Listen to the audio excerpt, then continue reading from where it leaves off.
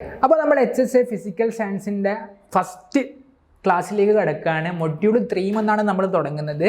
Module 3 നമ്മൾ syllabus analyse ചെയ്യുമ്പോൾ പറഞ്ഞതാണ് PSC കൊടുത്തിട്ടുള്ള ഒരു ചെറിയൊരു ടോപ്പിക്കിന് ഒരു ചെറിയൊരു പാട്ട് മാത്രമേ PSC കൊടുത്തിട്ടുള്ളൂ. അതാണ് ഞാൻ ഇവിടെ പറയാൻ പോകുന്നത്. എന്താണ്? ഇലക്ട്രോസ്റ്റാറ്റിക്സ് ആണ്.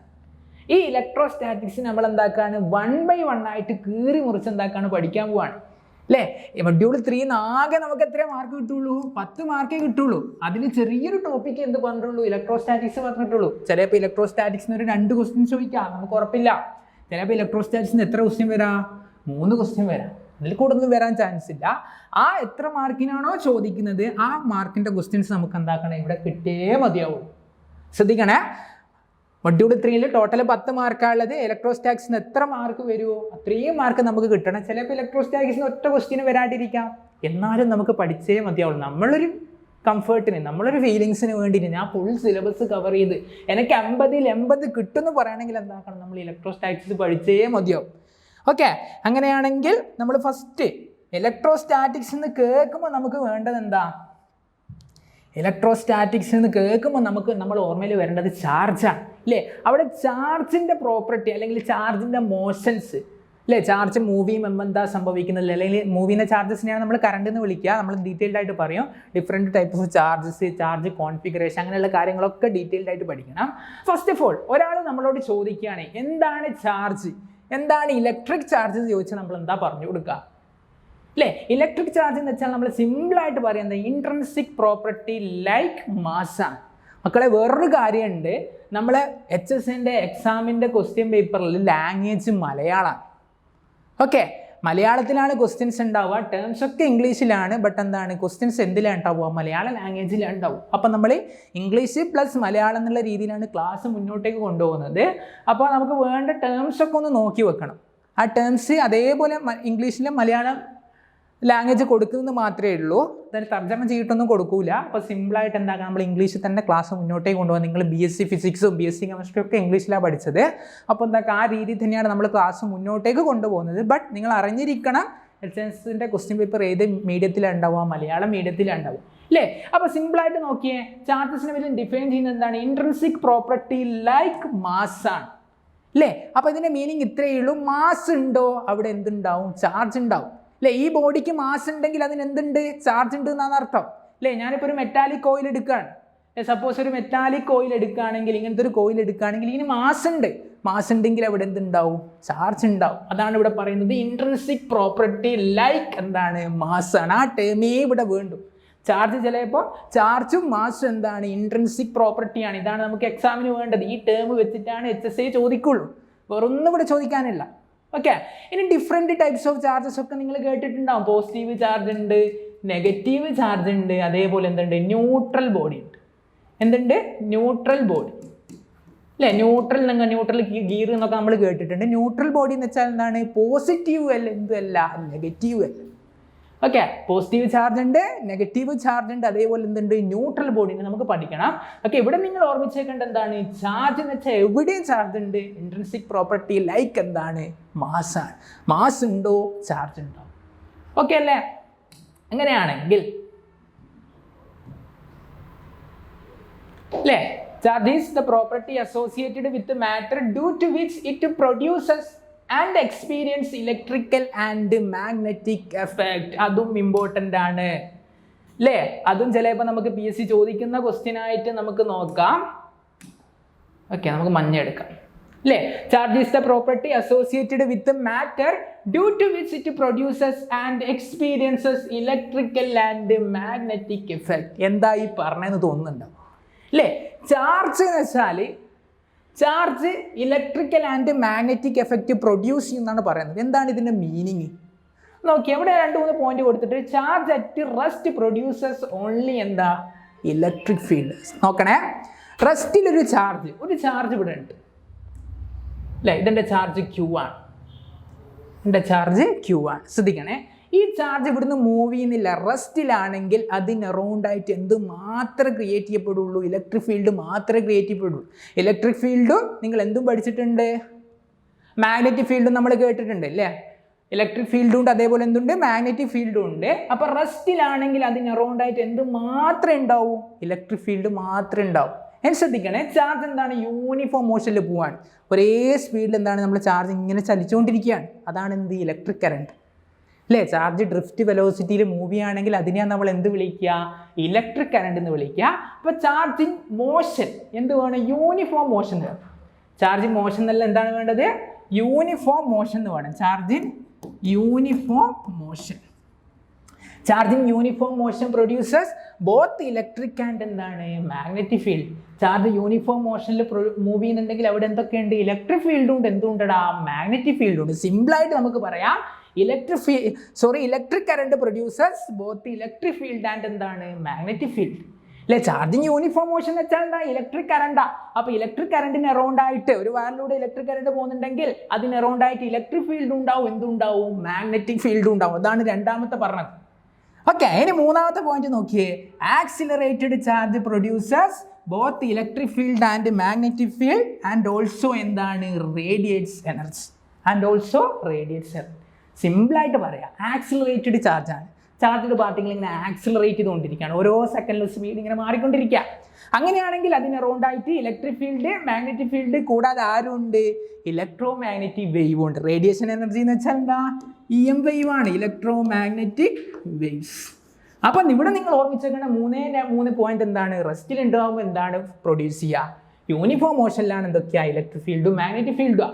ആൻഡ് ആക്സിലറേറ്റഡ് മോഷൻ ആണെങ്കിൽ എന്താണ്, ഇലക്ട്രിക് ഫീൽഡ്, മാഗ്നറ്റിക് ഫീൽഡ്, പിന്നെ ആരും കൂടി ഉണ്ട്, ഇലക്ട്രോ മാഗ്നറ്റിക് വേവ് ഉണ്ട്. ഈ കാര്യം മാത്രമേ ഇവിടുന്ന് PSC ചോദിക്കുള്ളൂ. ഓക്കെ, അങ്ങനെയാണെങ്കിൽ നോക്കിയേ, അടുത്ത സ്ലൈഡ് എവിടെ, ഒരു ക്വസ്റ്റ്യൻ ആയിട്ട് ഞാൻ കൊടുത്തിട്ട് നിങ്ങൾ എന്താ പറയണം, നിങ്ങൾ ക്വസ്റ്റ്യൻ വായിക്കുക, എന്നിട്ട് മാത്രമേ ഞാൻ പറയുള്ളൂ. നോക്കിയേ, a stationary electric charges produces.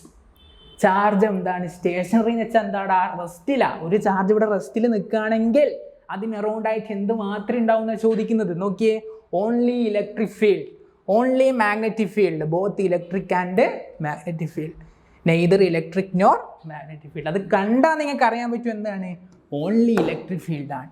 ഇതും തെറ്റാ, ഇതും തെറ്റാ, ഇതും എന്താണ്, തെറ്റാണ്. ഇനി നോക്കി, ഞാൻ ഇവിടെ ക്വസ്റ്റ്യൻ മാറ്റാണ്. Electric charge moving with uniform velocity അല്ലെ, electric charge at motion produces, moving charges produces എന്ന് ചോദിച്ചാൽ എന്താ പറഞ്ഞു കൊടുക്കേണ്ടത്, ബോത്ത് ഇലക്ട്രിക് ആൻഡ് എന്താണ്, മാഗ്നറ്റിക് ഫീൽഡ്. ഇവിടെ എന്ത് മാത്രമേ ചോദിച്ചിട്ടുള്ളൂ, സ്റ്റേഷനറി ഇലക്ട്രിക് ചാർജ് പ്രൊഡ്യൂസേഴ്സ് എന്നാണ് ചോദിച്ചിട്ടുള്ളൂ. അപ്പോൾ ഇതിൻ്റെ ആൻസർ വരും എന്ത് മാത്രമേ, ഓൺലി ഇലക്ട്രിക് ഫീൽഡ് എന്നാണ്. ഓക്കെ, അപ്പോൾ ഈ രീതിയിൽ എന്ത് ചോദിക്കുള്ളൂ, നമ്മുടെ ക്വസ്റ്റ്യൻ വരുള്ളൂ.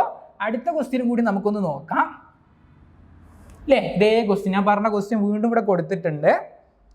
ഓക്കെ, ഒന്ന് വായിച്ചു നോക്കിയേ, എന്താ ഉള്ളത്, the electric charge in uniform motion, electric charge in uniform motion produces എന്നാണ് ചോദിച്ചത്. ചിലപ്പോൾ electric charge in uniform motion എന്ന് വെച്ചാൽ അതിൻ്റെ മീനിങ്, സിമ്പിളായിട്ടുള്ള മീനിങ് എന്താ, ഇലക്ട്രിക് കറണ്ട് എന്നാണ്. സിമ്പിളായിട്ടുള്ള മീനിങ് എന്താണ്, ഇലക്ട്രിക് കറണ്ട് എന്നാണ്. നോക്കിയേ, electric charge in uniform motion producers, നിങ്ങൾ തന്നെ പറഞ്ഞോ, ഇലക്ട്രിക് ഫീൽഡ് ഓൺലി ആണോ, അല്ല. മാഗ്നറ്റിക് ഫീൽഡ് ഓൺലി ആണോ, അല്ല. പിന്നെന്താ ഉള്ളത്, ബോത്ത് ഇലക്ട്രിക് ആൻഡ് എന്ത് വരും, മാഗ്നറ്റിക് ഫീൽഡ് എന്ന് വരും. ഇതും തെറ്റാ, ഇതും തെറ്റാ, ഇതും തെറ്റാ. ഓക്കെ, ഈ ടൈപ്പ് ക്വസ്റ്റ്യനേ ഇവിടുന്ന് ചോദിക്കുള്ളൂ. അപ്പം കൂടുതൽ ക്വസ്റ്റ്യൻസ് നമ്മൾ എന്താവും, നമ്മൾ ആപ്പിൽ ഉണ്ടാവും. തൽക്കാലം എന്താണ്, നമ്മൾ അടുത്ത സെക്ഷനിലോട്ടേക്ക് പോവാണ്.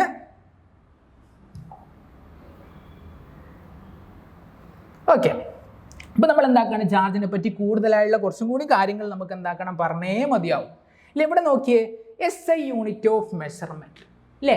ചാർജിൻ്റെ SI യൂണിറ്റ് എന്താ, കൂളമാണ് അല്ലേ. നമ്മൾ ഫ്രഞ്ച് സയൻറ്റിസ്റ്റ് ആയിട്ടുള്ള ചാൾസ് അഗസ്റ്റിൻ ഡി കൂളമ്പാണ് എന്ത് കണ്ടുപിടിച്ചത്, നമ്മളെ കൂളംസ് ലോ കണ്ടുപിടിച്ചത്. ആ ഒരു അർത്ഥത്തിലാണ് SI യൂണിറ്റ് ഓഫ് ചാർജിന് നമ്മൾ എന്ത് കൊടുക്കുന്നത്, കൂളം എന്ന് കൊടുക്കുന്നത്. അപ്പോൾ ജസ്റ്റ് ആ പേര് ഓർമ്മിച്ചോ, PSC ഏത് രീതിയിലും ആണെങ്കിൽ ക്വസ്റ്റ്യൻസ് ചോദിക്കാം. ചാൾസ് അഗസ്റ്റിൻ ഡി കൂളമ്പാണ്. ഓക്കെ, ആ ഒരു സയൻറ്റിസ്റ്റിൻ്റെ ഓർമ്മയ്ക്ക് വേണ്ടിയിട്ടാണ് നമ്മൾ എന്ത് കൊടുത്തത്, കൂളം എന്ന് കൊടുത്തത് അല്ലേ. ഇനി ഡയമെൻഷണൽ ഫോർമുല, ചാർജിൻ്റെ ഡയമെൻഷണൽ ഫോർമുല നമുക്ക് അറിഞ്ഞൂടാ, നമ്മൾ 10ാം ക്ലാസ്സിൽ പഠിച്ചതാണ്. I = എന്താ, Q/T ആണ് അല്ലേ? ഇലക്ട്രിക് കറണ്ട് നമ്മൾ ഡിഫൈൻ ചെയ്ത് വെക്കുക എങ്ങനെയാണ്? ഒരു സെക്കൻഡിൽ ഈ വയറിലൂടെ ഈ പെന്നിലൂടെയുള്ള ഇലക്ട്രിക് കറണ്ട് സപ്പോസ് ഇനി എന്താക്കുക ഒരു കോപ്പർ വയറായിട്ട് നമ്മൾ അസ്യൂം ചെയ്യാൻ. ഇതിലൂടെയുള്ള ഇലക്ട്രിക് കറണ്ട് എന്ന് വെച്ചാൽ എന്താ? ഒരു സെക്കൻഡിൽ ഇതിലൂടെ പാസ് ചെയ്തു പോകുന്ന ഇലക്ട്രിക് ചാർജിൻ്റെ അളവിനെയാണ് എന്ത് പറയുക? ഈ വയറിലൂടെ കറണ്ട് പറയുക, അല്ലേ? മക്കളൊക്കെ തെറ്റ് ചെയ്യുന്ന കാണാം. ഒരു വയറിലൂടെ ഒരു സെക്കൻഡിൽ പാസ് ചെയ്ത് പോകുന്ന ഇലക്ട്രോണുകളുടെ എണ്ണമാണ് ഇലക്ട്രിക് കറണ്ട് എന്നുള്ള കൺസെപ്റ്റ് എന്താ? തെറ്റാണ്.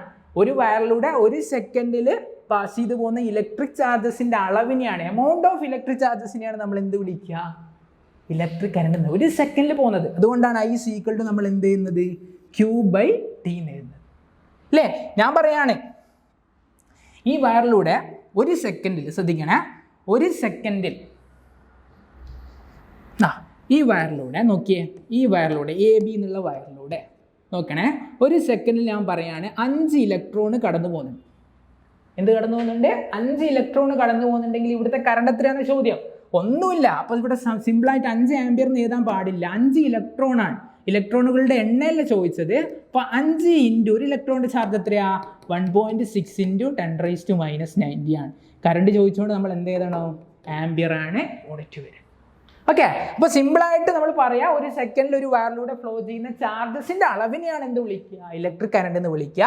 അതിൻ്റെ ഇക്വേഷൻ നിങ്ങൾക്കറിയാം, I = എന്താ? Q/T ആണ്. നമ്മൾ ഇതെന്തിനാ എവിടം വരെ എത്തിയേ? നമുക്ക് ഡയമെൻഷണൽ ഫോർമുല ഓഫ് ആരെ കിട്ടണം? ചാർജിനെ കിട്ടണം, Q കിട്ടണം. Dimensional formula of electric charges ആണ് വേണ്ടത്. അങ്ങനെയാണെങ്കിൽ നോക്കിയേ, ഞാൻ Qനെ അവിടെ വെച്ച് I × T = എന്ത് കിട്ടി? Q കിട്ടി. നമുക്കറിയാം അതിൻ്റെ ഡയമെൻഷണൽ ഫോർമുല സിമ്പിളായിട്ട് നിങ്ങൾക്കറിയാം, A ആണ്. ടീൻ്റെ എന്താ? ക്യാപിറ്റൽ T ആണ്. = എന്ത് വരും? ഡയമെൻഷൻ ഓഫ് Q ആണ്. അപ്പോൾ dimensional formula of electric charge ചോദിച്ചാൽ നമ്മൾ ഇവിടെ എഴുതി കൊടുക്കേണ്ടത് എന്താണ്? AT ആണ്. A ആംപിയറിൻ്റെ A ആണ്, T എന്താണ്? ടൈമിൻ്റെ T ആണ്. ഓക്കെ, ചിലപ്പോൾ ഈ പോയിന്റുകളൊക്കെ ചോദിക്കാൻ സാധ്യതയുള്ളൂ. സിമ്പിളായിട്ടുള്ള ക്വസ്റ്റ്യൻ ആയിരിക്കും. ഇനി എന്താക്കാണ്? ഇലക്ട്രിക് ചാർജ് എന്താ? Scalar quantity. നമുക്കിവിടെ വെക്ടറിൻ്റെ ഒന്നും ആവശ്യമില്ല, സിമ്പിളായിട്ട് ഇവിടുത്തെ പ്രോബ്ലം ചെയ്യാൻ പറ്റും ഇലക്ട്രിക് ചാർജസിൻ്റെ കേസിലാണ്, അല്ലേ? ഇനി എക്സാമ്പിൾസ് ഓഫ് ചാർജ്ഡ് പാർട്ടിക്കിൾ ചോദിച്ച്, പ്രോട്ടോൺ ഉണ്ട്, ഇലക്ട്രോൺ ഉണ്ട്, പിന്നെ എന്തുണ്ട്? ആൽഫ പാർട്ടിക്കിൾ ഉണ്ട്. നോക്കിയേ, ആൽഫ പാർട്ടിക്കിൾ എന്ന് വെച്ചാൽ നിങ്ങൾക്കറിയാം, ഹീലിയം ന്യൂക്ലിയസിനെയാണ് നമ്മൾ എന്ത് വിളിക്കുക? ആൽഫ പാർട്ടിക്കിൾ എന്ന് വിളിക്കുക. ഹീലിയത്തിൻ്റെ ഷെല്ല് ഒഴിവാക്കിയിട്ട് ന്യൂക്ലിയസ് മാത്രം, 2 ഇലക്ട്രോൺ ഒഴിവാക്കി, ആ ഒരു ചെറിയ ന്യൂക്ലിയസിനെ നമ്മൾ എന്ത് വിളിക്കുക? ആൽഫ പാർട്ടിക്കിൾ എന്ന് വിളിക്കുക. ഇനി ഇവിടെ ഒരു കാര്യമുണ്ട്, നിങ്ങൾ നോട്ട് ചെയ്ത് വെക്കണം. പ്രോട്ടോണിൻ്റെ ചാർജ് നിങ്ങൾക്ക് അറിയാം, എന്നാലും ഞാൻ പറയുകയാണ്, ഒരു പ്രോട്ടോണിൻ്റെ ചാർജ് എന്ന് വെച്ചാൽ 1.6 × 10⁻90 കൂളാണ്. ഓക്കെ, അങ്ങനെയാണെങ്കിൽ ഇലക്ട്രോണോ ഒന്നുമില്ല, അതിൻ്റെ മുന്നിൽ എന്തിട്ട് കൊടുക്കുക? ഒരു നെഗറ്റീവ് ഇട്ട് കൊടുക്കുക, -1.6 × 10⁻90 കൂളാണ്. ഓക്കെ, ഇനി ആൽഫ പാർട്ടിക്കിൾ ചോദിച്ചാൽ നമുക്കറിയാം, ആൽഫ പാർട്ടിക്കിൾ എന്താണ്? ആൽഫ പാർട്ടിക്കിളിൻ്റെ ന്യൂക്ലിയസിൽ 2 പ്രോട്ടോണും 2 ന്യൂട്രോണാണുള്ളത്. ഇലക്ട്രോൺ ഒഴിവായി പോയിട്ടുണ്ട്, അല്ലെ? പുറത്തുള്ള ഇലക്ട്രോൺ ഒഴിവായിട്ട് പോയിട്ടുണ്ട്. അങ്ങനെയാണ് ആൽഫ പാർട്ടിക്കിളിൻ്റെ ചാർജ് വരിക 2 × 1.6 × 10⁻90 കൂളാണ്. ഓക്കെ, ഇത് ഈ പോയിന്റൊക്കെ ഒന്ന് ഓർമ്മിച്ചേക്കുക. ഇനി ഇവിടെ തെറ്റിപ്പോകുന്നൊരു പോയിന്റ് ഉണ്ട്, അതായത് ഇലക്ട്രോണിക് ചാർജ് എന്താണെന്ന് ചോദിക്കും. ഇലക്ട്രോണിക് ചാർജ് എന്ന് പറയുന്നത് നമ്മൾ ഇലക്ട്രോണിൻ്റെ ചാർജ് എന്നുള്ള രീതിയിൽ എന്ത് ചെയ്തു? -1.6 × 10⁻90 കൂളെന്ന് എഴുതി വെക്കും. ഓപ്ഷനിൽ ഉണ്ടാവും. ഒക്കെ ആ കൺസെപ്റ്റ് തെറ്റാണ്. ഇലക്ട്രോണിക് ചാർജ് എന്ന് വെച്ചാൽ ഈ മാഗ്നിറ്റ്യൂഡിനെയാണ് നമ്മൾ എന്ത് വിളിക്കുക? ഇലക്ട്രോണിക് ചാർജ് എന്ന് വിളിക്കുക. 1.6 × 10⁻90 കൂളം. അവിടെ എന്തില്ല? മൈനസ് ഇല്ല. ഇലക്ട്രോണിൻ്റെ ചാർജ് എന്ന് വെച്ചാൽ മൈനസ് ഉണ്ടാവും. ഇലക്ട്രോണിക് ചാർജ് എന്ന് വെച്ചാൽ അവിടെ എന്തില്ല? മൈനസ് ഇല്ല. അത് ശ്രദ്ധിക്കണം. അതൊക്കെയാണ് നമ്മൾ മാർക്ക് പോകുന്ന പോയിന്റ് വരിക. ഓക്കെ, അപ്പോൾ ഇത് ക്ലിയർ ആണെന്ന് പ്രതീക്ഷിക്കുകയാണ്. നമ്മൾ എന്താക്കാണ്? അടുത്ത സെക്ഷനിലോട്ടേക്ക് പോവാണ്. എവിടെ അടുത്ത സ്ലൈഡ്? ഓക്കെ, ഇത് ഓൾറെഡി ഇവിടെ ഒരു ടാസ്ക് പോലെ ഞാൻ കൊടുത്തിട്ടുണ്ട്. നിങ്ങൾ പറയും. ഇതന്നെ എടുക്കാം. നോക്കിയേ, ഇലക്ട്രോണിക് ചാർജ് ഇ ഞാനിപ്പോൾ ഓൾറെഡി പറഞ്ഞതാണ് അല്ലേ? ഒരു ഇലക്ട്രോണിക് ചാർജ് നമ്മൾ എന്താ ചെയ്താ? 1.6 × 10⁻90 കൂളമാണ്. ഇനി എന്താണ്? ചാർജ് ഓൺ ഇലക്ട്രോൺ എന്ന് ചോദിച്ചാൽ മാത്രം ഇവിടെ എന്ത് ചെയ്തുള്ളൂ? -1.6 × 10⁻90 കൂളം. ആ ടൈമിൽ മാത്രമേ മൈനസ് ഉള്ളൂ. ഇനി ചാർജ് ഓൺ പ്രോട്ടോൺ എന്ന് വെച്ചാൽ തന്നെ 1.6 × 10⁻90 കൂളം. വേണമെങ്കിൽ ഒരു പോസിറ്റീവ് കൊടുത്തില്ലെങ്കിൽ പ്രശ്നമൊന്നുമില്ല. ഓക്കെ, ഇനി ചാർജ് ഓൺ ന്യൂട്രോൺ എന്ന് വെച്ചാൽ നമുക്കറിയാം, ചാർജ് ഓൺ ന്യൂട്രോണിന്റെ ചാർജ് എന്താ? 0 ആണ്. ഓക്കെ, ഈ പോയിന്റ് ഒന്ന് ഓർമ്മിച്ചേക്കുക. ഇനി നമുക്ക് വേണ്ട പോയിന്റ് ഇതാണ്, PSC ക്ക് ഇഷ്ടപ്പെട്ട പോയിന്റ് ഇതാണ്. Positive and negative sign were arbitrarily assigned by, ഈ സയന്റിസ്റ്റിന്റെ പേര് മാത്രം ഓർമ്മിച്ചേക്കുക, ബെഞ്ചമിൻ ഫ്രാങ്ക്ലിൻ.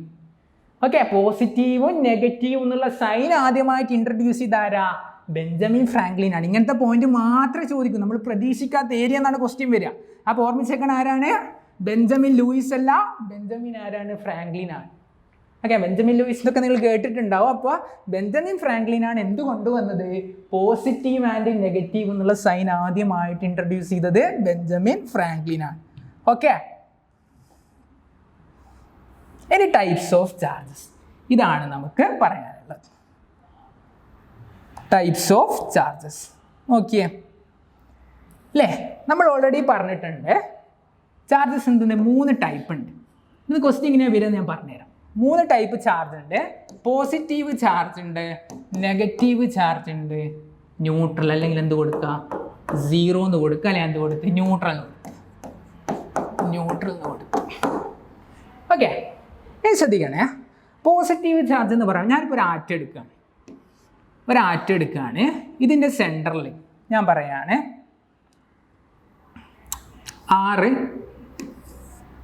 6 ന്യൂട്രോൺ ഉണ്ട്, 6 പ്രോട്ടോൺ ഉണ്ട്, എന്തുണ്ട്? 6 പ്രോട്ടോൺ ഉണ്ട്. ഇവിടെ എന്ത് കൊടുക്കുകയാണ്? ടോട്ടലി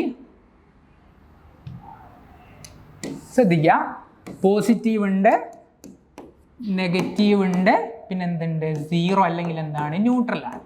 0 അല്ലെങ്കിൽ ആരാണ്? ന്യൂട്രലാണ്. ശ്രദ്ധിക്കണം, ഇത് ഇമ്പോർട്ടൻറ്റ് കൺസെപ്റ്റ് ആണ്. നമ്മളോട് തെറ്റിപ്പോകും, നിങ്ങൾ വിചാരിക്കും സിമ്പിളാന്ന് തോന്നും, പക്ഷേ ഇവിടെ തെറ്റിപ്പോകാൻ ചാൻസ് ഉണ്ട്, അതുകൊണ്ട് പറയാണ്. ശ്രദ്ധിക്കുക, പോസിറ്റീവ് എന്ന് വെച്ചാൽ ഒരു ചാർജ്ഡ് ബോഡി, ഇതിപ്പോൾ പോസിറ്റീവ് ആണോ നെഗറ്റീവ് ആണോ എന്ന് തീരുമാനിക്കുക ഇതിലെ ഇലക്ട്രോണിൻ്റെ എണ്ണം വെച്ചിട്ടാണ്, അല്ലേ?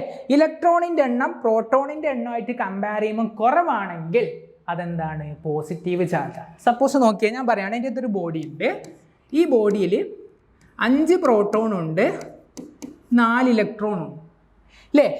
പ്രോട്ടോണിൻ്റെ എണ്ണമായിട്ട് കമ്പയർ ചെയ്യുമ്പോൾ ഇലക്ട്രോണിൻ്റെ എണ്ണം ഇവിടെ എന്താണ്? കുറവാണ്. അതുകൊണ്ട് ഇതെന്താണ്? പോസിറ്റീവ് ചാർജ്ഡ് ബോഡിയാണ്. ഓക്കെ, അതുകൊണ്ട് ഇതെന്താണ്? പോസിറ്റീവ് ചാർജ്ഡ് ബോഡിയാണ്. അപ്പോൾ അങ്ങനെ നെഗറ്റീവ് ചാർജ് നോക്കിയാൽ നിങ്ങൾക്ക് തന്നെ പറയാൻ പറ്റും. ഞാൻ പറയാണ്, ഇവിടെ 8 പ്രോട്ടോണും ഉണ്ട്, 12 ഇലക്ട്രോണും ഉണ്ട്.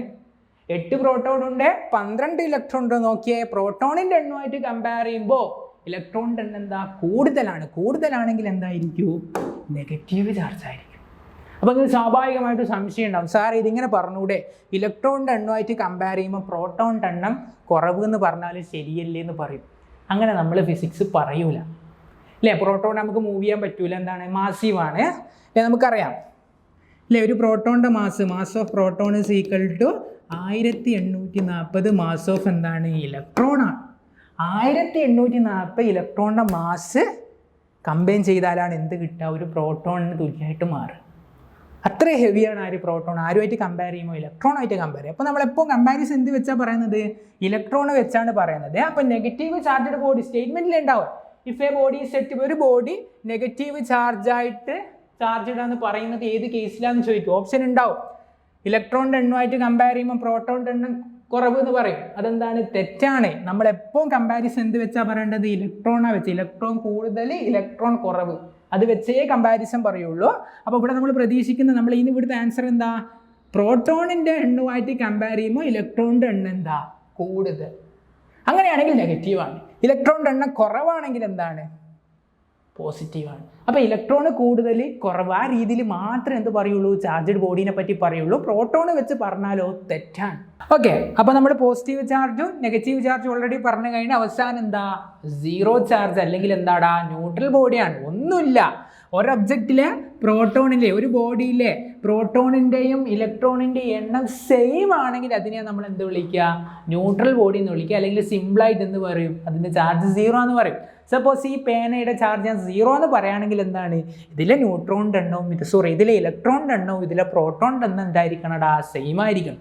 ഓക്കെ, ഈ ബോഡി ന്യൂട്രൽ ആണെങ്കിൽ എന്താണ് ഞാൻ പറയുകയാണ്, ഇവിടെ 5 ഇലക്ട്രോൺ ഉണ്ടെങ്കിൽ ഇവിടെ 5 പ്രോട്ടോൺ ഉണ്ട്. ആ കേസിൽ ഇതെന്തായിട്ട് മാറി? ന്യൂട്രൽ ബോഡി ആയിട്ട് മാറി. ഈ 3 കേസും ചിലപ്പോൾ എക്സാമിന് എന്താക്കാം? ചോദിക്കാം. പോസിറ്റീവ് ആണോ നെഗറ്റീവ് ആണോ ന്യൂട്രൽ ബോഡീൻ്റെ കണ്ടീഷൻ നമ്മൾ എന്താക്കണം? പഠിച്ചു വെക്കണം. അങ്ങനെയാണെങ്കിൽ നമുക്ക് എന്താക്കാം? അടുത്ത സെക്ഷനിലോട്ടേക്ക് പോവാം. ഓക്കെ, ഇനി നമുക്കുള്ളതാണ് എന്ത്? Properties of charges. അല്ലേ, ചാർജിന് ഒരുപാട് പ്രോപ്പർട്ടീസ് ഉണ്ട്. അതിൽ നമ്മൾ എന്താക്കാണ്, ഇമ്പോർട്ടൻ്റ് ആയിട്ടുള്ള കുറച്ച് പ്രോപ്പർട്ടീസിനെ പറ്റി നമ്മളങ്ങ് പറയാണ്. അല്ലേ, ഫസ്റ്റ് പ്രോപ്പർട്ടി കാണുമ്പോൾ തന്നെ നിങ്ങൾക്ക് എന്താവും? സിമ്പിളാണ്. എന്താണ് ഫസ്റ്റ് പ്രോപ്പർട്ടി? എന്താ ഇവിടെ എഴുതി വെച്ചത്? Like charges ripple, unlike charges എന്താ? അട്രാക്റ്റ്. ആർക്കും അറിയാവുന്ന പ്രോപ്പർട്ടി അല്ലേ? ഇല്ലേ, പോസിറ്റീവും വന്നാൽ എന്താവും? പോസിറ്റീവും വന്നാൽ എന്തായിട്ട് മാറടാ? ഒരു പോസിറ്റീവ് ചാർജുള്ള ബോഡി, ഒരു പോസിറ്റീവ് ചാർജുള്ള ബോഡി ഞാൻ എന്താക്കണം, അടുത്ത് കൊണ്ടുവരികയാണെങ്കിൽ അവിടെ എന്താണ്? റിപ്പൾഷൻ ആണ്. ഇനി സപ്പോസ് പോസിറ്റീവും നെഗറ്റീവും വരികയാണെങ്കിൽ അവിടെ എന്താ? അട്രാക്ഷൻ ആണ്. അതാണ് അൺലൈക്ക് ചാർജസ് എന്ത് പറയടാ? അട്രാക്റ്റ് എന്ന് പറയുന്നത്. എല്ലാവർക്കും അറിയുന്ന കാര്യമാണ്.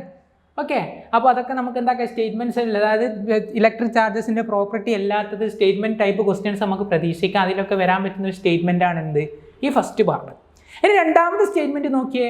Charge is neither created non destroyed in every reaction or transformation. അല്ലേ, ചാർജിന് ഉണ്ടാക്കാനും പറ്റൂലടാ, എന്താക്കാനും പറ്റൂല, നശിപ്പിക്കാനും പറ്റൂല. അല്ലേ, നമ്മൾ laws of conservation of mass പറഞ്ഞ ഓർമ്മ ഉണ്ടോ? അല്ലേ, നമ്മൾ സിമ്പിളായിട്ട് പഠിച്ചതാണ്. മാസിന് ഉണ്ടാക്കാനും പറ്റൂല, എന്താക്കാനും പറ്റൂല, നശിപ്പിക്കാനും പറ്റൂല. ഒരു റിയാക്ഷനിലെ മാസ് എന്തായിരിക്കും? കൺസേർവ്ഡ് ആയിരിക്കും. അതേപോലെ ചാർജസിന് എന്താക്കാൻ പറ്റൂല? ക്രിയേറ്റ് ചെയ്യാനും പറ്റൂല, നശിപ്പിക്കാനും പറ്റൂല. The total charge of N isolated system remains constant. അതായത് ചാർജ് എന്താണ്? ഒരു കൺസേർവ്ഡ് ക്വാണ്ടിറ്റിയാണ്. അല്ലേ, ഞാൻ ഇവിടുന്ന് കുറേ കാര്യങ്ങൾ പറഞ്ഞിട്ടുണ്ട്. ഇതിൻ്റെ മീനിങ് മനസ്സിലാണെങ്കിൽ ഇത്രയേ ഉള്ളൂ. ഞാൻ ഒരു റിയാക്ഷൻ എഴുതാണ്. എ പ്ലസ് ബി ഗിവ്സ് എന്താ? സി പ്ലസ് ഡി എന്നൊരു റിയാക്ഷൻ എഴുതി. എയും ബിയും റിയാക്ട് ചെയ്തിട്ട് എന്താണ്? കമ്പൈൻ ചെയ്തിട്ട് എന്താണ്? സി പ്ലസ് ഡി എന്നുള്ള രണ്ട് പ്രോഡക്റ്റ് ആയിട്ട് മാറാൻ. ആ റിയാക്ഷനിൽ ആ ട്രാൻസ്ഫോർമേഷനിൽ എന്താണ്? ടോട്ടൽ ചാർജ് എന്താണ്? കൺസേർവ്ഡ് ആണ്. അതിൻ്റെ മീനിങ് ഇത്രയേ ഉള്ളൂ. ഞാൻ പറയാണ് എന്റെ ചാർജ് എത്രയാടാ? -2 കൂളം എന്ന് പറയാണ്. അല്ലേ, ബിയുടെ ചാർജ് ഞാൻ പറയുകയാണ് എന്താണ്? +5 കൂളാണ്. നിങ്ങൾ നോക്കിയേ, -2ഉം +5ഉം കൂട്ടി എത്ര വരിക? ടോട്ടൽ എത്ര വരും? +3 വരും. അല്ലേ, +3 കൂളം ചാർജ്. അങ്ങനെ ഞാൻ പറയുകയാണ് ഈ സൈഡിൽ സിയുടെ ചാർജ് ഞാൻ പറഞ്ഞ എന്താണ്? ഒരു 7 കൂളാണ്. 7 കൂളാണ്. അല്ലേ, അങ്ങനെയാണെങ്കിൽ നമ്മൾ പറഞ്ഞെന്താണ്? ഈ സൈഡിലെ ചാർജും ഈ സൈഡിലെ ചാർജ് എന്താണ്? ഈക്വൽ ആണ്. ഇവിടെ +3 ആണെങ്കിൽ അവിടെ +3 ആവണം എന്ത് വേണം? -4 വേണം. 7 - 4 എന്തായിട്ട് മാറുമടാ? +3 ആയിട്ട് മാറും. അതാണ് ഈ സ്റ്റേറ്റ്മെന്റിന്റെ meaning. In every reaction or transformation total charges remains constant. Total charge of the isolated system remains constant. ഓർക്കണം. ഇനി എന്താണ്? Relativistic invariant. ഇതൊരു എന്താണ്? ഒരു ഇമ്പോർട്ടൻ്റ് ടേം ആണ്. നമ്മൾ പറഞ്ഞിട്ടുണ്ട് മാസ് എന്താണ്? ഇൻട്രിൻസിക് പ്രോപ്പർട്ടിയാണ്. അതേപോലെ ചാർജ് എന്താ? ഇൻട്രിൻസിക് പ്രോപ്പർട്ടിയാണ്. ഒരു ഒബ്ജക്റ്റ് ഉണ്ടെങ്കിൽ മാസും ഉണ്ടാവും, ചാർജും ഉണ്ടാവും. ഈ ചാർജ് എന്താണ്? റിലേറ്റിവിറ്റിക്കലി എന്താവും? ഇൻവേരി ചെയ്യും. അല്ലേ, നമ്മൾ പഠിച്ചിട്ടുണ്ട് സ്പെഷ്യൽ തിയറി ഓഫ് റിലേറ്റിവിറ്റിയിൽ നിങ്ങൾ പറയും m m0 divide by root of എന്താ? 1 - v²/c². അതായത് ഒബ്ജക്റ്റ് ലൈറ്റിന്റെ സ്പീഡ് അപ്രോച്ച് ചെയ്യുകയാണെങ്കിൽ അവിടെ മാസിന് എന്തുണ്ട്? ഒബ്ജക്റ്റിന്റെ മാസിന് വേരിയേഷൻ ഉണ്ട്. അല്ലേ, നമ്മൾ സ്പെഷ്യൽ തിയറി ഓഫ് റിലേറ്റിവിറ്റിയിൽ പഠിക്കും. ആ കേസിൽ ആ റിലേറ്റിവിറ്റി ലിമിറ്റിലേക്ക് അപ്രോച്ച് ചെയ്താലും ചാർജിന് എന്തുണ്ടാവില്ല? മാറ്റം ഉണ്ടാവില്ല. അപ്പോൾ നമ്മൾ സിമ്പിളായിട്ട് പറയും Q rest is equal to എന്താ? ക്യൂ മോഷനാണ്. നമ്മൾ റിലേറ്റിവിസ്റ്റിക് ലിമിറ്റിലോട്ടേക്ക് പോയാലും മാസിന് മാറ്റേണ്ട ഒക്കെ ആർക്കും മാറ്റില്ല, ചാർജിന് മാറ്റില്ല. അതാണ് ഇതിൻ്റെ ഇമ്പോർട്ടൻ്റ്. റിലേറ്റിവിസ്റ്റിക് ഇൻവേരിയൻ്റ് ആണ്, വേരി ചെയ്യൂല. ഓക്കെ അല്ലേ, ഈ 4 പ്രോപ്പർട്ടി എന്താക്കാം? ഒന്ന് ഓർമ്മിച്ചേക്കാം. ചിലപ്പോൾ നമുക്ക് സ്റ്റേറ്റ്മെൻറ്റ് ക്വസ്റ്റ്യൻസ് കിട്ടാൻ ചാൻസ് ഉണ്ട്. ഇനി നോക്കിയേ, ഏറ്റവും ഇമ്പോർട്ടൻ്റ് ആയിട്ടുള്ള പ്രോപ്പർട്ടി ആയതുകൊണ്ടാണ് ഇതിനെ സെപ്പറേറ്റ് ഒരു പേജ് കൊടുത്തത്. അല്ലേ, ചാർജിൻ്റെ 5ാമത്തെ പ്രോപ്പർട്ടിയാണ് എന്ത്? Charge is കോണ്ടൈസ്ഡ്. കോണ്ടൈസേഷൻ of charge. ചിലപ്പോൾ ഇതിൻ്റെ എന്താക്കുക? പ്രോബ്ലം നമുക്ക് ചിലപ്പം കിട്ടും. അല്ലേ, ഇത് നോക്കിയേ, ഇതിൻ്റെ സ്റ്റേറ്റ്മെൻറ്റ് എന്താടാ? Charge on A body must always exist as an integral multiple of fundamental unit of electric charge E ആണ്. ശ്രദ്ധിക്കണേ, charge on A body must always exist as an integral multiple of fundamental unit of charge എന്താ കൊടുത്ത്? E എന്നാണ് കൊടുത്തത്. എന്താണ് ആ പറഞ്ഞതിൻ്റെ meaning? നമ്മൾ യൂണിവേഴ്സൽ അല്ലെങ്കിൽ നമ്മൾ ചുറ്റുപാടിൽ ഏത് ബോഡി എടുത്ത് നോക്കിയാലും അതിൻ്റെ total charge Q net is equal to ± എന്താ വരിക? NE വരൂ. ± എന്താണ്? NE മാത്രമേ വരൂ. അല്ലെ, ഇതിൻ്റെ മീനിങ് എന്താണ്? ഞാനിപ്പോൾ ഒരു ബോഡി എടുക്കാൻ അല്ലെ, ± NE വരുള്ളൂ. ഒരു കാര്യം കൂടി വിട്ടുപോയിട്ട് ഈ എന്ന് വെച്ചാൽ ഇലക്ട്രോണിക് ചാർജാണ്. 1.6 × എന്ത് വരും? 10⁻⁻⁹ കൂളാണ്. N എന്ന് വെച്ചാൽ ഇൻറ്റിജർ എന്ന് വെച്ചാൽ എന്താ? -1 -2 -3 ഇങ്ങനെ പോകും. അതേപോലെ 0 1 2 3 ഇങ്ങനെ പോകുന്ന നമ്പറാണ് എന്ത്? ഇൻറ്റിജേഴ്സ്. പോസിറ്റീവ് വരാം, നെഗറ്റീവ് വരാം. ഓക്കെ, അപ്പോൾ തൽക്കാലം ഇവിടെ നമ്മൾ പോസിറ്റീവ് എടുത്താലും ശരിയാവും, പ്രശ്നമില്ല. ഇൻറ്റിജേഴ്സ് എന്ന് വെച്ചാൽ ഇൻറ്റിജേഴ്സ് മാത്രം ഓർമ്മിച്ചേക്കുക. ഇതിൻ്റെ മീനിങ് ഇത്രയേ ഉള്ളൂ. ഇതൊരു ബോഡിയാണ്, എൻ്റെ കയ്യിലുള്ള ബോഡിയാണ്. ഇതിന് പോസിബിൾ ആയിട്ടുള്ള ചാർജ് ശ്രദ്ധിക്കണേ, ഒന്നെങ്കിലും -1 × 1.6 × 10⁻⁻90 കൂളെന്ന് വരാം. ഇനി വേണമെങ്കിൽ അടുത്ത പോസിബിൾ എന്താ, -2 × ഇതിനെ എന്ത് കൊടുക്കാണ്, സിമ്പിളായിട്ട് എന്ന് കൊടുക്കാണ്, അങ്ങനെയുള്ള ചാർജ് വരാം. അല്ലെങ്കിൽ +3 × എന്ത് വരാം, എന്നുള്ള ചാർജ് ഒരു ബോഡിക്ക് പോസിബിൾ ആവാം. ബട്ട് ഞാനൊരു ചാർജ് ഇങ്ങനെ ഇടാണ്, 3.2 × എന്നുള്ള ഫോമിൽ ഒരു ബോഡിക്ക് എന്തുണ്ടാവില്ലടാ, ചാർജ് ഉണ്ടാവില്ല. അതേപോലെ തന്നെയാണ് എന്ത് ചെയ്തി 4.6 ഫ്രാക്ഷനാണ് × എന്നുള്ള ഫോമിൽ ഒരു ബോഡിക്ക് എന്തുണ്ടാവില്ല, യൂണിവേഴ്സിൽ ഏത് ബോഡി എടുത്താലും നമുക്ക് എന്തുണ്ടാവില്ല, ചാർജ് ഉണ്ടാവില്ല. നമ്മൾ അഡ്വാൻസ് ലെവലിൽ ന്യൂക്ലിയർ ഫിസിക്സിലൊക്കെ പോവുകയാണെങ്കിൽ അവിടെ ക്വാർക്ക് എന്ന് പഠിക്കും. അപ്പ് ക്വാർക്കും ഉണ്ട്, എന്തുണ്ട്, ഡൗൺ കാർക്കും ഉണ്ട്. അപ്പ് ക്വാർക്കും ഡൗൺ കാർക്കും നമ്മൾ ന്യൂക്ലിയർ ഫിസിക്സ് അഡ്വാൻസ് ലെവലിൽ പഠിക്കും. അവിടെ നമ്മൾ ഫ്രാക്ഷണൽ ചാർജ് പഠിക്കുന്നുണ്ട്, +2/3 -1/3 പഠിക്കുന്നുണ്ട്. ബട്ട് എന്താണ്, ഈ ക്വാർക്ക് എന്താവില്ല, ഐസൊലേറ്റ് ചെയ്തായിട്ട് എന്താവില്ല, നിൽക്കൂല. ഒരു പ്രോട്ടോണിൻ്റെ ന്യൂട്രോണിൻ്റെ ഉള്ളിൽ മാത്രമേ അത് വരുള്ളൂ. ആ കേസിൽ നോക്കിയാലും എന്താവില്ല, നമ്മളെ പ്രിൻസിപ്പിൾ എന്താകുന്നില്ല, വയലേറ്റ് ചെയ്ത് പോകുന്നില്ല. ശ്രദ്ധിക്കണേ, ക്വാർക്കിന് ഈ ഫ്രാക്ഷണൽ ഫോം ചാർജ് വരുന്നുണ്ടെങ്കിൽ ഇവരെന്താവില്ല, ഐസൊലേറ്റ് ചെയ്ത് നിൽക്കുന്നില്ല. അതുകൊണ്ട് നമ്മളെ ലോ എന്താക്കുന്നില്ല, വയലേറ്റ് ചെയ്യുന്നില്ല. ഇവിടെ എന്താ പറഞ്ഞേ, ഇതിൻ്റെ ഇൻ്റഗ്രൽ മൾട്ടിപ്പിൾ മാത്രം -0.9 × എന്നുള്ള ഫോമിൽ ഒരു ഒബ്ജക്റ്റിന് എന്ത് കിട്ടൂലടാ, ചാർജ് കിട്ടൂല. വേണമെങ്കിൽ എന്ത് വരാം, 0 × എന്താണ്, പോസിബിൾ ആണ്. -9 × എന്താണ്, പോസിബിൾ ആണ്. ഇതൊക്കെ എന്താ, ഇൻറ്റിജേഴ്സ് ആണ്. ബട്ട് ഒരു ഫ്രാക്ഷണൽ ഫോമിൽ എന്താവില്ല, ഒരു ബോഡിക്ക് ചാർജ് കിട്ടൂല. അതാണ് ആര് പറയുന്നത്, ക്വാണ്ടൈസേഷൻ പ്രിൻസിപ്പിൾ ഓഫ് ചാർജ്. അപ്പം ഇവിടെ ഓർമ്മിക്കേണ്ടത് Q₁ ± n എന്നുള്ള ഇക്വേഷൻ കണ്ട എന്താ, ചാർജ് ഈസ് ക്വാണ്ടൈസ്ഡ് ആണ്. ഓക്കെ, ചിലപ്പോൾ ഈ ഏരിയയിൽ നിന്ന് നമുക്ക് എന്ത് കിട്ടാൻ, ക്വസ്റ്റ്യൻ കിട്ടാൻ ചാൻസ് ഉണ്ട്. അങ്ങനെയാണെങ്കിൽ നമ്മൾ എന്ത് പോവാ, അടുത്ത സ്ലൈഡിലേക്ക് പോവാണ്. നോക്കിയേ, ഒരു ക്വസ്റ്റ്യനാണ്. നമ്മൾ ഇതുവരെ പറഞ്ഞ കാര്യങ്ങളൊക്കെ വെച്ചിട്ടുള്ള എന്താണ്, ഒരു ക്വസ്റ്റ്യനാണ് ചോദിച്ചിട്ടുള്ളത്. നോക്കിയേ, ക്വസ്റ്റ്യൻ ഇതാണ്, which one of the following statement regarding electrostatic is from. ഇലക്ട്രോസ്റ്റാറ്റിക്സുമായിട്ട് കമ്പയർ, ഇലക്ട്രോസ്റ്റാറ്റിക്സിൽ നമ്മൾ പഠിച്ച കാര്യങ്ങളൊക്കെ നോക്കിയിട്ട് ഈ 4 സ്റ്റേറ്റ്മെൻറ്റിൽ ഏതാണ് തെറ്റെന്നാണ് ചോദിക്കുന്നത്. സ്റ്റേറ്റ്മെൻറ്റ് ക്വസ്റ്റ്യൻസ് നമുക്ക് പ്രതീക്ഷിക്കാം. ഫസ്റ്റ് എന്താ, ചാർജ് ഈസ് ക്വാണ്ടൈസ്ഡ്. ആ സ്റ്റേറ്റ്മെൻറ്റ് ശരിയാണോടാ, തെറ്റാണോ? നമ്മളിപ്പോൾ അവസാനം പഠിച്ച പ്രോപ്പർട്ടിയാണ് ചാർജ് ഈസ് ക്വാണ്ടൈസ്ഡ് എന്നുള്ള പ്രോപ്പർട്ടി എന്താണ്, ശരിയാണ്. അതുകൊണ്ട് ഇതെന്താണ്, ശരിയായൊരു സ്റ്റേറ്റ്മെൻറ്റാണ്. തെറ്റായതാണ് ചോദിച്ചത്. രണ്ടാമത്തത് എന്താ, ചാർജ് ഈസ് കൺസേർവ്ഡ്. അത് നമ്മൾ പറഞ്ഞതാണ് ഓൾറെഡി, എന്താ നമ്മൾ പഠിച്ച സ്റ്റേറ്റ്മെൻ്റ് ആണ്, അതും ശരിയാണ്. ഇനി നോക്കിയേ, there is an electric field near an isolated charge at rest. റെസ്റ്റുള്ള ചാർജിന് അറൗണ്ട് ആയിട്ട് എന്തുണ്ടാവും എന്നാണ് പറയുന്നത്, ഇലക്ട്രിക് ഫീൽഡ് ഉണ്ടാവും എന്നാണ് പറയുന്നത്. ആ സ്റ്റേറ്റ്മെൻറ്റ് എന്ത് തന്നെയാണ്, ശരി തന്നെയാണ്. അതുകൊണ്ട് എന്താണ്, മൂന്നാമത്തെ സ്റ്റേറ്റ്മെൻറ്റ് ശരിയാ. എങ്ങനെയാണെങ്കിൽ നാലാമത്തെ സ്റ്റേറ്റ്മെൻറ്റ് നോക്കേണ്ട ആവശ്യമില്ല. നാലാമത്തെ സ്റ്റേറ്റ്മെൻറ്റ് എന്തായിരിക്കും, തെറ്റായിരിക്കും. അപ്പം നോക്കിയേ, a stationary charge produces both electric and എന്താ പറയുന്നത്, മാഗ്നറ്റിക് ഫീൽഡാണ്. ആ സ്റ്റേറ്റ്മെൻറ്റ് എന്താണ്, തെറ്റാണ്. നമ്മൾ പഠിച്ചിട്ടുണ്ട്, മൂവിങ് ചാർജസ് അല്ലെങ്കിൽ ചാർജ് അറ്റ് യൂണിഫോം മോഷനാണ് എന്ത് പ്രൊഡ്യൂസ് ചെയ്യുക, ഇലക്ട്രിക് ഫീൽഡും മാഗ്നറ്റിക് ഫീൽഡും പ്രൊഡ്യൂസ് ചെയ്യുക. ശ്രദ്ധിക്കണേ. അപ്പോൾ നാലാമത്തെ സ്റ്റേറ്റ്മെൻ്റ് ആണ് എന്ത് ഇവിടെ തെറ്റായിട്ട് വരുന്നത്. ഈ ടൈപ്പിൽ മാത്രമേ ക്വസ്റ്റ്യൻ ചോദിക്കൂ. സ്റ്റേറ്റ്മെൻറ്റ് ക്വസ്റ്റ്യൻ തരും, അതിൽ ശരിയായത് ഏത് തെറ്റായത് എന്നുള്ള ടൈപ്പിൽ മാത്രം HSC എന്താവുക, എക്സാമിന് ചോദിക്കും. ഇനി ഇവിടെ ഞാൻ എന്താക്കിയിട്ട് നോക്കിയേ, ഒരു റെഡ് കളറിലൊരു കാര്യം കൊടുത്തിട്ടുണ്ട്. ശ്രദ്ധിക്കണം, ഇമ്പോർട്ടൻ്റ് ആയിട്ട് മാത്രമേ കൊടുത്തു. നമ്മൾ ഇതൊക്കെ പഠിക്കാണ്ട് വിടും. ഇവിടെ നിന്നൊക്കെയാണ് ചിലപ്പോൾ ചോദ്യം ചോദിക്കാം, ഇല്ലേ? ഈ ഇലക്ട്രിക് ചാർജ് എന്നുള്ള ടേം ഡിറൈവ്ഡ് വന്നത് ഗ്രീക്ക് വേർഡായിട്ടുള്ള ഇലക്ട്രോൺ എന്നാണ്. ELEKTRON, കെ ആണ്. ഇലക്ട്രോൺ എന്നുള്ള ടേം എന്നാണ് എന്ത് ഡിറൈവ് ചെയ്ത് വരുന്നത്, നമ്മുടെ ഇലക്ട്രിക് ചാർജ് എന്നുള്ള ടേം ഡിറൈവ് ചെയ്ത് വരുന്നത് ഏതാണ്, ഗ്രീക്ക് വേർഡാണ്. ചിലപ്പോൾ നമുക്ക് കിട്ടാൻ ചാൻസ് ഉണ്ട്. ഓക്കെ, അപ്പോൾ അത് ഓർമ്മിച്ചേക്കാം. ഇലക്ട്രോൺ എന്നുള്ള KTRO എന്നുള്ള ടേം എന്നാണ് ഇലക്ട്രിക് ചാർജ് എന്നുള്ള വേർഡ് എന്താകുന്നത്, ഡിറൈവ് ചെയ്ത് വന്നിട്ടുള്ളത്. ശ്രദ്ധിക്കണേ, ആ ഏരിയ നോക്കിയാണ് ക്വസ്റ്റ്യൻസ് വരിക. നമ്മൾ പ്രതീക്ഷിക്കാത്ത ഏരിയ ആണ്. അപ്പോൾ എന്താക്കുക, അതൊക്കെ ഒന്ന് നോക്കുക. ഇനി അടുത്ത സ്ലൈഡിലേക്കാണെങ്കിൽ എന്താണ്, നമ്മൾ ഇലക്ട്രോസ്റ്റാറ്റിക്സ് ബിൽഡ് ചെയ്ത് പോവാൻ. ശ്രദ്ധിക്കണേ.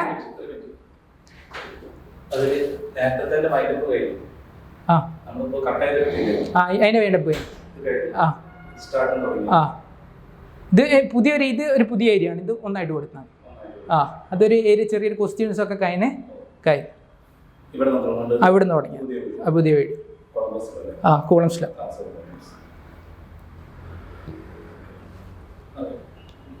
റെഡിയാ?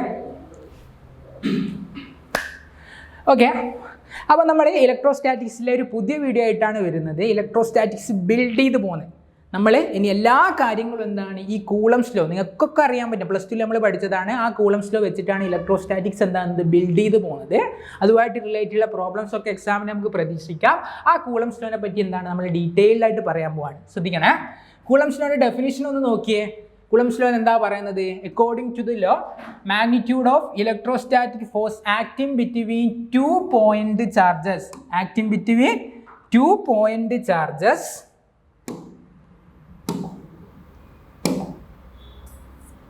acting between 2 point charges. എവിടെ പോയി? നോക്കാം. എവിടെ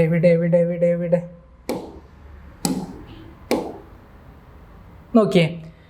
according to the law, magnitude of electrostatic force acting between 2 point charges, 2 point charges is directly proportional to product of charges and inversely proportional to square of the distance between them.